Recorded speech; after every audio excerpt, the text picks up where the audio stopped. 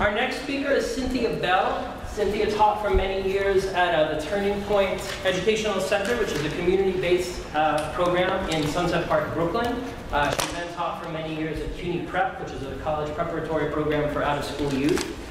She now works as the math and youth specialist at the Literacy Assistance Center. Put your hands together. Actually, let me tell you her statements first. Purple is her favorite color. Take a look at it.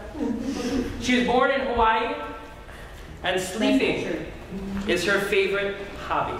Ladies and gentlemen, put your hands together and welcome.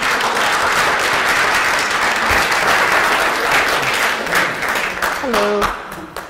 Good afternoon. Well, evening, right? It's evening time. So forgive me, I am going to have my notes here because I just finished another session, and right now both are running the same thing in my head at this moment. So I would like to talk about something that's been actually plaguing me or intriguing me about the last 6 months is formative assessment and just the idea of what's next, right? The formative assessment part was really there, but it was what was really making me stay up late at night was what do you do after that, right? So what is formative assessment? Let's just make sure we're all saying the same thing, the same language. It's sometimes referred to as assessment for learning. And Dr. Joe Bowler from Mathematical Mindsets, which is a great book, by the way, says that it's used to find out where students are in their learning so that teachers and learners can determine what they need to know next. So there's that word already there, like next, right? What happens next? How do I as a student determine what's going to happen next? How do I as a teacher determine what's going to happen next? So formative assessment is assessment for learning. So now, what is the difference between formative assessment and summative assessment? There is a difference. And I really like this illustration because I feel like visually it represents that in my mind. But first, let me give you the words. Formative assessment is for learning, and summative assessment is of learning. So just that slight tweak in those prepositions. One is for learning, one happens during learning, and the other is of the learning, which takes place after the learning has occurred. So I like this example. We might talk about it a little bit throughout the talk here, so I want to make sure that we're all established here. I love this. So formative assessment is when the chef tastes the soup, versus summative assessment when the guests taste the soup. Right? One's after the cooking has taken place, and there are different responses that happen when that cooking is taking place or when the guest at the restaurant is eating the soup. So a couple of questions to ponder. These are questions that I've been pondering, and I would like for you to ponder them with me because then I won't feel alone. Do you use formative assessment? So that was the first place to start. Right? And as Mark said, I was in the classroom, and now I'm co-teaching with teachers. But so I started to think about, well, did I use this? Right? Was I aware that I was using this? And then I started to think about, okay, well, this is what I did, this is what I did. And I realized, okay, I actually was using it. I just wasn't formally aware that I was using it. So this is a question I want you to think about. Give yourself a little bit of reflection. Are you using formative assessment? And then next, how do you use it? Right? So step one, you got to do it. Right? And then how do you do it after you've thought about that you do it? Right? And then here's what really has intrigued me.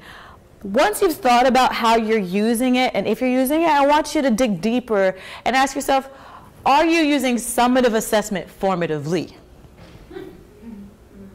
Right? And let me give you an example of what that looks like. So say I'm teaching, and you know, this is in my earlier part of teaching, and I wasn't quite up to, you know, really using engaging tasks and activities, but I was still kind of making my way through instructional practice. And so I'm teaching a lesson on fractions or simplifying fractions, and we just went through, and I even got to the place where we were talking about the identity property, and we're building conceptual understanding, and it's great, right? And then I give the worksheet. We've all seen it. It's the one with like all the fractions on it. Reduce all these fractions. They start out simple, and then the numbers start to get bigger, right? And then I go around the classroom, and I'm watching people make mistakes where they don't necessarily divide the top and the bottom by the same number, right? And then the more you walk around the room, the more you see other people making mistakes. And as a teacher, you go, I probably should teach that again, right? But that's actually using a summative assessment formatively, because the worksheet was a summative assessment. It was after the teaching took place. right? So something to think about. Are you using a summative assessment formatively? Because I used the summative assessment, and then I realized that I should make adjustments. But there's a distinction, because it would have been better if I had done formative assessment while I was teaching the lesson to deduce that they weren't getting it before giving them the worksheet, right? So that's a good example of thinking about, do you use summative assessment formatively? And going back to my example about the soup, right? Because, I mean, it's dinner time. Let's talk about food for a minute. Okay, about the soup, that same example, if the chef is the one cooking the soup, and the chef tastes the soup, and he realizes that the soup is bland, right? That's the formative assessment, right? The, do you use it? He did it, right? Then what does he do? Does he just say, wow, the soup is bland, and he keeps going, right? No, how does he use it? The chef then takes the knowledge and realizes, I need to adjust the seasoning. Maybe a little bit of salt, maybe a little paprika, and he adjusts the seasoning. That's what you actually do after you formatively assess. Versus, do I use summative assessment formatively? He tastes the soup, he thinks it's bland, but he says, you know what, let me send it out and see what they say. And then the soup comes back, and the customer says it was bland, and the chef goes, I thought it was bland, but now I know. Right? That's summative assessment formatively, right? Okay, so think about that. Do you use formative assessment? How do you use it? And are you using summative assessment formatively? So I like this infographic. I'm into infographics now. Shout out to Patricia, who got me really into infographics. Okay, so some things to think about with formative assessment, that it guides practice for students. When you're really using formative assessment, it also helps the students to focus their learning. You really want them to engage in the formative assessment process as well. It guides my future instruction, and I want us to focus on this word here, adjust, that's really where I'm at as far as the what's next. Because really when I'm talking to other teachers about formative assessment and when I reflect myself, typically what I hear and what I think is, yes, I use formative assessment. I realized that they weren't getting it. And then the response is, I'll adjust. And the question I want you to think about is, how? Right? That's like the answer. It's like, well, I'll reteach it. How? I'll make adjustments. Which adjustments? Right? I'm questioning. I'll ask different questions. Which questions? Purposefully, which questions? Intentionally, which questions? Which questions are going to focus your learning goal? So that's kind of where I want us to talk about next, after we look at some strategies for formative assessment. So here's just a list. I kind of bolded the ones that are like most important to me. There are lots of formative assessment strategies out there, but I didn't want to overwhelm us today. But my favorite one is signaling. This one I used when I was a teacher, because maybe you don't know this about me, but I could be a little energetic. All right? I know. Okay? And so I would teach. I would get really excited sometimes. And my director was watching me, and she said, Cynthia, I think that there was a couple of people in the room who weren't quite getting what you were saying.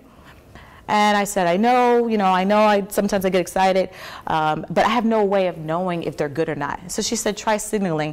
And so I gave the students at the tables a red card, a yellow card, and a green card.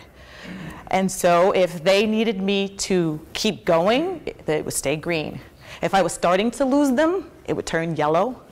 If I had completely lost them, it was red.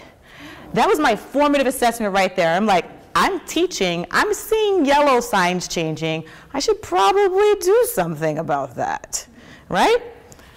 So the signaling was my go-to method for the formative assessment. I like misconceptions and purposeful mistakes as well.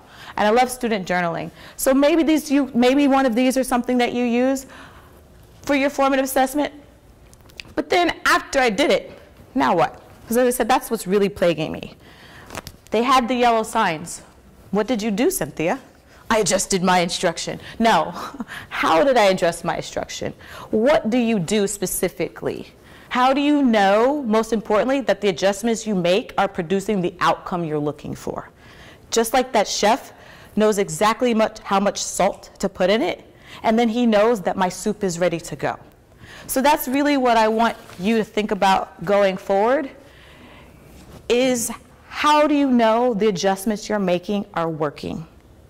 And concretely and specifically come up with adjustments that you will do. Not just I'll make adjustments. Which adjustments? And then how do you know those adjustments are working? So try a formative assessment strategy, whichever one you like. Collect that information and then use that information to act and adapt, but be strategic about it. Not just I'll adjust, but I will specifically do this, and here's how I'll know if it's working.